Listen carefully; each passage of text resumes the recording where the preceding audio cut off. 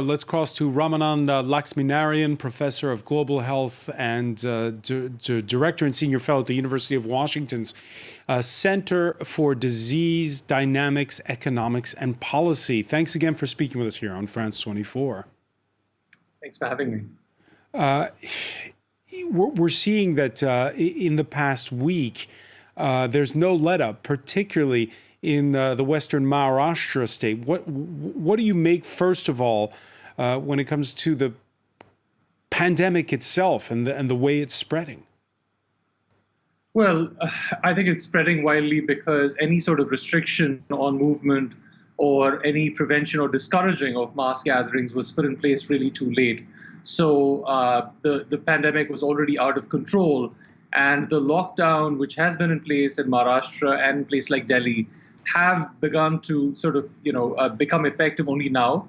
We're seeing a small downtick in the number of cases in these big cities, but our visibility into what's happening in rural India, particularly in states like UP, Uttar Pradesh, and Bihar, is extremely low because the testing levels are also quite low in these places. You mentioned Uttar Pradesh and Bihar, and that's where these bodies have been floating down the Ganges. What could be done on that score? Not very much. As has been said here, you can't prepare for a crisis in the middle of the crisis. And that's really what's going on. Either things should have been prepared for all through last year when, for the most part, a lockdown was in place. It is simply too late for many people. That said, there are efforts now to bring medical oxygen to people. Oxygen for India is one of the leading ones in that space. And there are efforts to try to see if we can augment the capacity in some states before the COVID wave reaches there. But all this is going to be quite late for many people.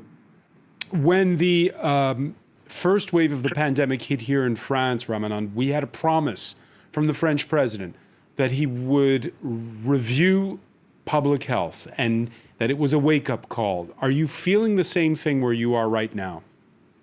No, I wish we'd had that. We didn't get a review. We were promised things, and the system, I would say, has not significantly improved since last year. Some things are better. So India makes more PPE kits and masks and so forth.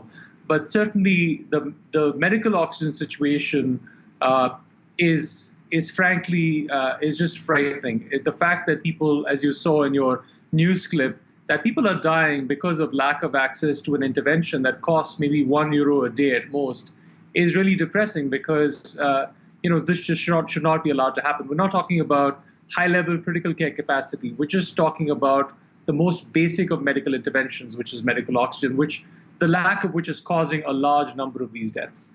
I want to take a look at the bigger picture now. Statistics out in the last couple of weeks show that since the pandemic began more than a year ago, in India, you have seen the middle classes hit very hard, not so much in terms of lives, but livelihoods. Are you surprised by how steep the drop has been for some back into poverty? It is really sad. Even in regular years, health is the number one reason why Indians go into poverty. It's about 40% of the Indians who go into poverty any given year is because of health. And obviously, this last year has been devastating, not just because of health, but also because of the lockdowns, which unfortunately were needed because that was really the only public health tool that was available. So we had hoped for a higher growth rate this year as a bit of rebound from the devastation of the economy last year, but that is looking less and less likely given that the economy is not unlikely to rebound until there is a grip on the COVID situation, which still seems at least a few weeks and months away. And it's been said when India suffers, the whole world suffers, what with India providing so many goods and services to the rest of the planet. Absolutely. India makes a lot of the world's vaccines, and India may soon also have more variants that emerge from the country. And all of these are cause for concern. And India is not like Vegas. What happens in India doesn't stay in India.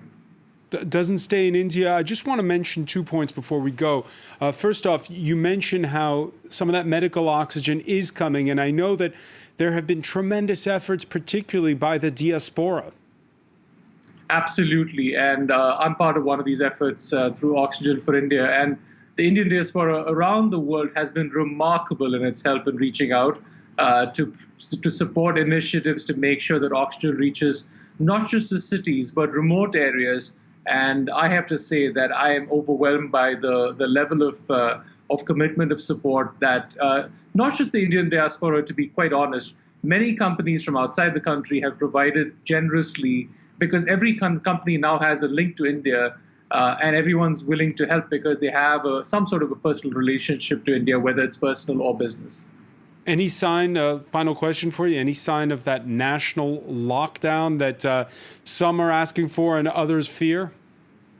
I don't think it's a good idea, and I don't think that's really the way to go, because right now you need lockdowns when honestly people don't see the virus because they don't see, they don't observe the numbers, and you need to have a law and order solution there to force them to mask. Today, everyone, at least in the places where COVID is out of control, are being more compliant. But we do need lockdowns in places where the cases are starting to rise. And I do hope that the government will put in place lockdowns in those places. That is essential. I'm not sure a national lockdown is necessary. Ramanan Laxminarayan of the University of Washington, so many thanks for joining us from New Delhi. Thanks for having me. Stay with us. There's much more to come on France 24. More news plus the day's business and sports.